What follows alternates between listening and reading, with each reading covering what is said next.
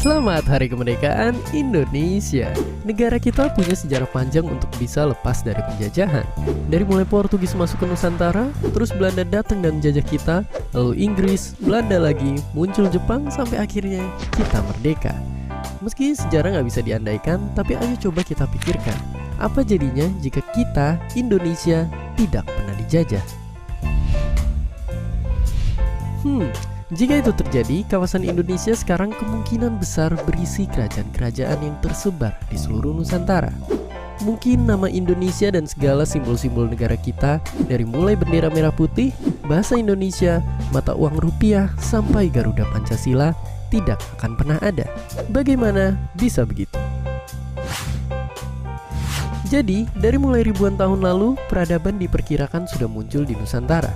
Dan sejak itulah mereka pun bikin kerajaan masing-masing. Lalu seiring berjalannya waktu, mereka saling serang dan saling menguasai sampai kerajaan-kerajaan pun silih berganti. Nah, jika Belanda tidak pernah datang untuk mulai menjajah, barangkali kerajaan-kerajaan yang pada waktu itu masih berdiri akan terus ada sampai saat ini. Ya, mungkin di zaman modern, kerajaan-kerajaan ini bakal jadi negara kayak Thailand, Jepang, dan juga Liechtenstein. Seperti biasa, terima kasih Google Translate.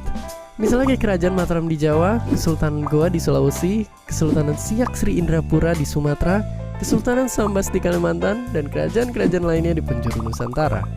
Artinya akan ada banyak negara dengan segala corak bangsa yang berbeda, dan itu semua mungkin bikin kita perlu nunjukin paspor kalau kita mau main ke pulau tetangga.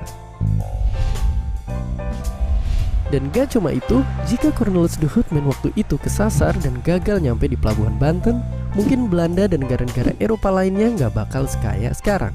Dan di saat bersamaan, Nusantara barangkali akan lebih sejahtera. Ya, nyatanya perusahaan dagang Belanda waktu itu jadi raksasa perekonomian dunia, yang kalau dihitung pakai mata uang sekarang, nilainya jauh melebihin perusahaan-perusahaan keren zaman sekarang.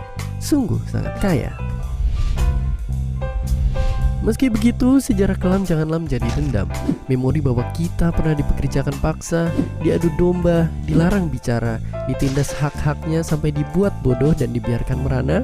Sejarah harus jadi pengingat bahwa kini manusia Indonesia harus bangkit, bersatu, dan berjuang demi mewujudkan cita-cita dan menjadi bangsa yang cerdas, kuat, dan hebat. Merdeka. Dan seperti biasa, terima kasih.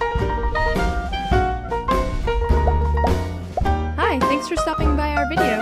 Don't forget to comment, like, and subscribe.